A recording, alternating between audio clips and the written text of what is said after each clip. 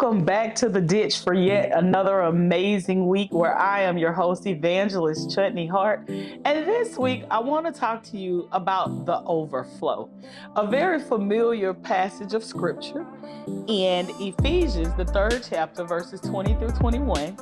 It reads, "Now unto him that is able to do exceedingly abundantly above all that we ask or think, according to the power that worketh in us." And we quote it all the time, right? Because it sounds good. It really gets you excited when you're thinking about him doing exceedingly and abundantly.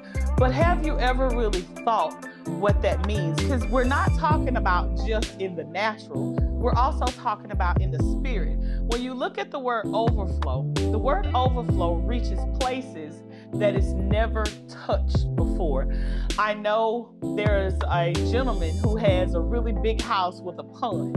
And when it rains, I mean like just crazy rains. The pond is so many miles from, well, maybe like half a mile from the street. But when it rains enough, that pond begins to overflow. And that pond has the ability to touch the street that would normally be disconnected from that pond. And one day I was passing by after it had rained and I saw it and I began to just think about it. And I even began to think about Tasha Cobb's song and how the song begins to say, "Fill me up until I overflow." Do we really understand how powerful the overflow is? The fact that we can reach places that we've never touched before. And what's even better than that is when we consult the dictionary, it says that overflow is the excess or surplus not able to be accommodated by an available space. In other words, I can't even accommodate what's on my life. I cannot house what is in me or on me in this season. And so the more I think about overflow, the more excited I become, the more I want to seek him.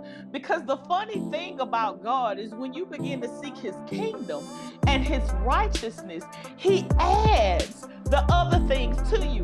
So when you go into overflow in the spirit, you automatically reach overflow in the natural. So you don't have to worry about whatever you need. You don't have to worry about what you want. All you have to do is just put him first. And that encouraged me to really go after him with everything that's in me, because I truly want him to fill me up. I want to run over. I want to have so much that I cannot accommodate it, that it has to begin to run over and go places that I'll never be able to go, that it'll touch places that I'll never be able to touch. That is so powerful to me, just thinking about it. So I want to encourage you today to go after God with everything that you have so that he can truly begin to overflow in your life. Y'all, my children, and my brother-in-law. Elisha and Wesley were in the middle of a conversation. Now, you know, this is Louisiana, and I know they let a lot of stuff go down here, but for whatever reason, Elisha's girlfriend is Trail's girlfriend. Don't make me explain that because I can't. And Trail was at a football game with me and Patrick, and Elisha's girlfriend wasn't there.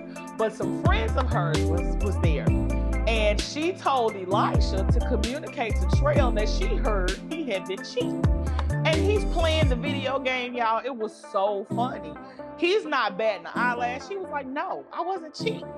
And so they just kept going and they kept going and they kept going. And so finally, y'all, it got to the point that she told Elisha to tell Trail, "I got video evidence." Y'all, Trail said, "Where the video is? Show me the video. I need to see this." I could not hardly breathe. Come to find out, there was no video. Y'all, my baby knew he was not cheating on his uncle's girlfriend, and he did not care what they said about his nephew's girlfriend. Thank you. That gets so confusing to me. But nevertheless, y'all, I want you to remember, no matter what you're going through, no matter what you're facing, that's why this podcast is here. That's why we take this time out to try to bring you these different shows. We want you to know that we're coming to the ditch to meet you where you are.